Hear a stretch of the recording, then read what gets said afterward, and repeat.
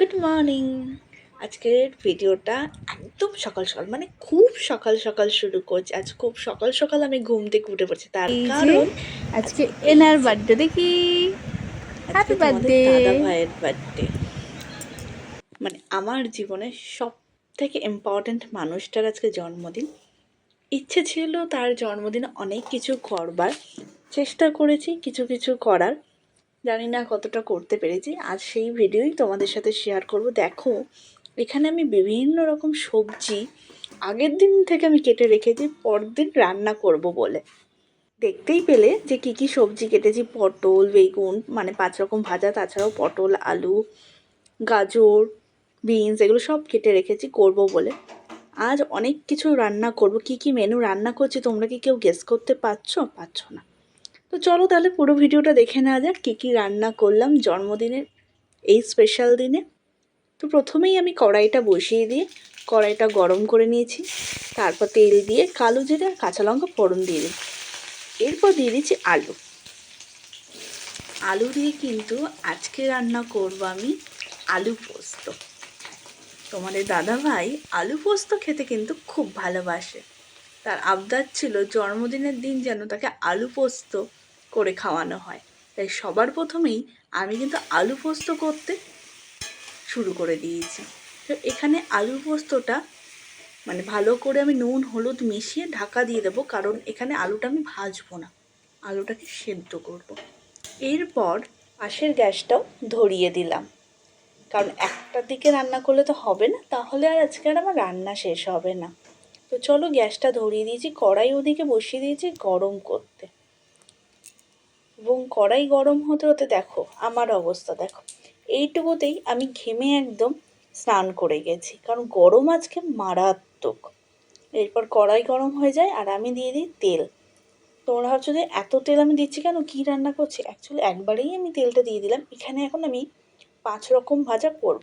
বেগুন, পটল, আলু, ভেন্ডি, ফুলকপি, সব এখন 5 রকম ভাজা। জন্মদিনের দিন 5 রকম ভাজা না দিলে হয় বলো তো তোমরা?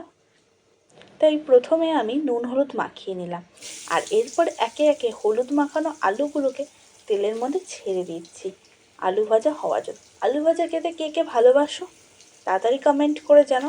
মানে এইভাবে গোল গোলভাবে আলু ভাজা খেতে ভালো লাগে না ঝিরি ঝিরি আলু ভাজা খেতে ভালো লাগে? আমার কিন্তু আবার উল্টো, গোল গোল আলু ভাজা খুব একটা বেশি ভালো লাগে না। আমি ঝিরি ঝিরি কড়া কড়া করে আলু ভাজা খেতে কিন্তু খুব ভালোবাসি।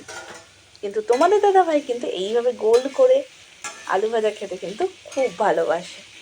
তো চলো এদিকে দেখো আলুটা অনেকটা প্রায় সেদ্ধ হয়ে এসছে। তো এটা আরেকটু হবে, তাই আমি ঢেকে দিলাম। আর এদিকে আমার আলুগুলো ভাজা হয়ে এসছে, তাই চটপট আমি এখন একটা শুকনো বাসনে আলু ভাজাটা নামিয়ে নেব। এক এক করে আমি কিন্তু আলুটা নামিয়ে নিলাম। আলুগুলো একটু কড়া কড়াই ভেজেছি, নরম নরম আবার খুব একটা ভাল লাগে না। এরপর আমি ফুলকপিগুলো দিয়ে দিলাম ভাজা হওয়ার জন্য। তো যেহেতু নুন হলুদ মাখিয়ে নিয়েছি, তাই দ্বিতীয়বার আর কড়াইয়ে দিয়ে আমাকে নুন হলুদ দিতে হচ্ছে না। আর এদিকে দেখো আলুটা কিন্তু আমার প্রায় সেদ্ধ হয়েই এসছে। দেখেছো আলুগুলো কেমন নরম হয়েছে, ভেঙে যাচ্ছে মাঝখান দিয়ে খুন্তি দিয়ে করলে। আমি এখানে আলুগুলো ভালো করে একটু নাড়িয়ে নিলাম। এরপর আমি এর মধ্যে পোস্ত আগে থেকে বেটে রেখেছিলাম, সেই পোস্ত বাটাটা কিন্তু দিয়ে দিলাম। হ্যাঁ, তবে পোস্তর সাথে আমি একটু অনেকগুলো কাঁচা লঙ্কা দিয়েছিলাম। তোমাদের দাদাভাই আবার ঝাল খেতে খুব ভালোবাসে, মিষ্টি মিষ্টি রান্না কিন্তু তার পছন্দ না, ঝাল ঝাল সব কিছুতে ঝাল।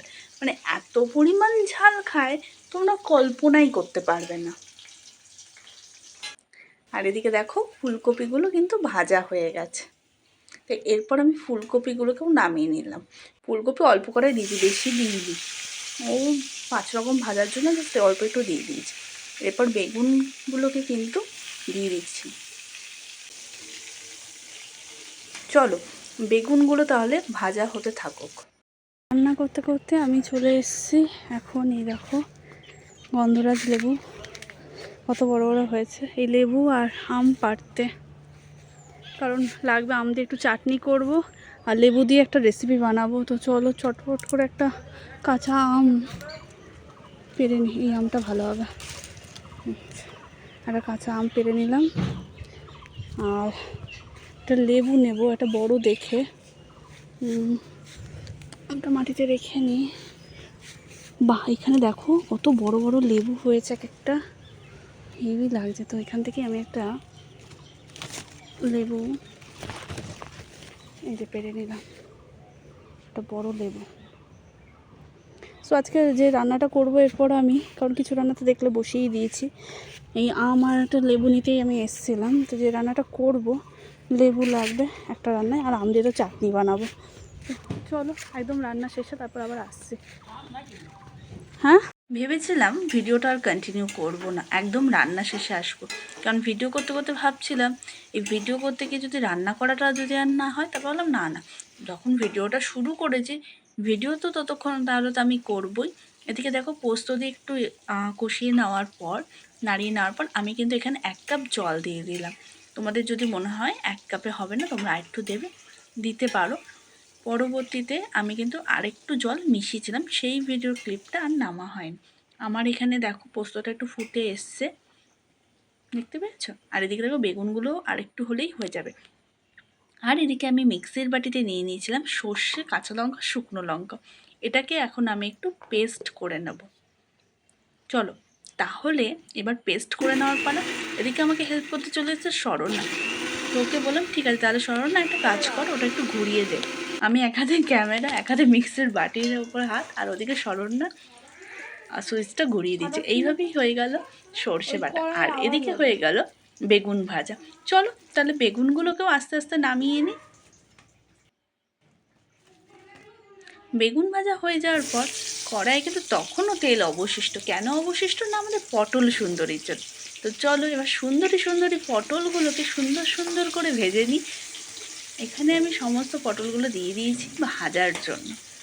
এগুলো ভাজা হতে থাকুক, আর ওদিকে আলু পোস্তটা কিন্তু আমার হয়ে গেছে। নামানোর আগে আমি একটু কাঁচা সর্ষের তেল দিয়ে দিচ্ছি, এটা কিন্তু মাস্ট আলু পোস্তে। নামানোর আগে একটু কাঁচা সর্ষের তেল আর একটু কাঁচা লঙ্কা চিড়ে দেবে। ও হ্যাঁ, মাঝখানে আমি একটা ক্লিপ নিয়ে নিই, আমি কিন্তু একটু চিনি দিয়েছিলাম স্বাদের জন্য। আমি এটা প্রত্যেক রান্নাতেই দিয়ে থাকি, তবে আলু পোস্তেই চিনির স্বাদ কিন্তু আলু পোস্তের স্বাদটাই পুরো একটা দুর্দান্ত স্বাদ এনে দেয়। চলো এবার আলু পোস্তটা নামিয়ে নেওয়ার পালা। আমার এখানে আলু পোস্ত নামানো হয়ে গেছে, আর আমার অবস্থা দেখো গরমে আমি পুরো ঘেমে নিয়ে স্নান। আজ ভগবান, আজকেই এত গরম পড়তে হলো। আজকে একটু গরমটা কম পড়লে ভালো হতো তো। আর এদিকে আমি তোমাদের দেখিয়ে দিচ্ছি, দেখো সর্ষে বাটাটাও আমার হয়ে গেছে, যেটা তখন বললাম। লাল লাল হলুদ হলুদ করে সর্ষে বেটে নিয়েছি, কারণ অনেকগুলো লঙ্কা দিয়েছি দেখলাম, কারণ ওরা লঙ্কা খেতে খুব খুব খুব ভালোবাসে। তো এরই ভাগে আমি বসিয়ে দিলাম চা। আর এদিকে দেখো শরণ্যা চলে এসে, ওকে কালকে ক্লে এনে দিয়েছিলাম, ও ক্লে দিয়ে সুন্দর সুন্দর ফুল বানিয়েছে, আর সেটাই আমাকে দেখাতে নিয়ে এসছে যে মামি দেখো কি সুন্দর হয়েছে। আর ওর মামা বলেছে কি জানো, ওর মামা বলেছে এগুলোকে তোর মামিকে দে। মানে ভাবো আমি ক্লে নিয়ে কী করবো, আর ওর সত্যি সত্যি আমার জন্য ক্লেগুলো নিয়ে চলে এসেছে।